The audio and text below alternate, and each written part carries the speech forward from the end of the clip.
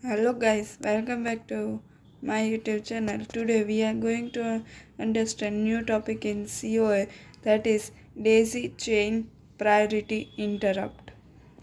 So in that the normally the diagram you need to draw for NGT exam will be, and in that diagram you can easily understand the whole concept.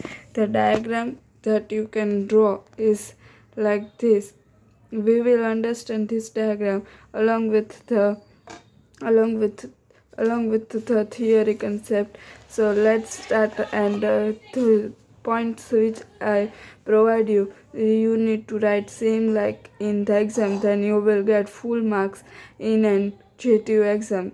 I will provide all videos which are important for NGTU exams, which are asked in previous year of question papers. So let's understand today's topic.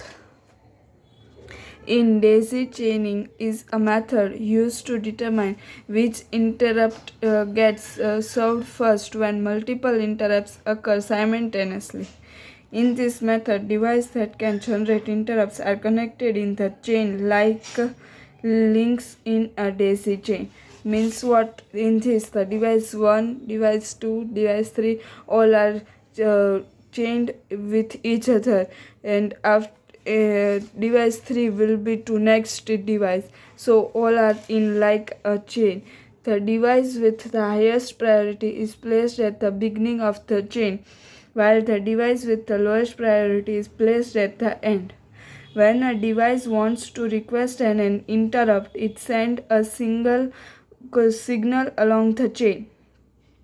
If any device wants to request an interrupt, it sends signal along the chain. Means what? In this device 1 wants an interrupt, then it will request the interrupt in the CPU. If any device in the chain has its interrupt signal active, it means an interrupt is pending. The interrupt signal travels along the chain until it reaches the CPU. If no interrupts pending, the interrupt line remains inactive and CPU doesn't recognize any interrupts. When the CPU receives an interrupt signal, it responds by sending an interrupt and acknowledge signal back through the chain.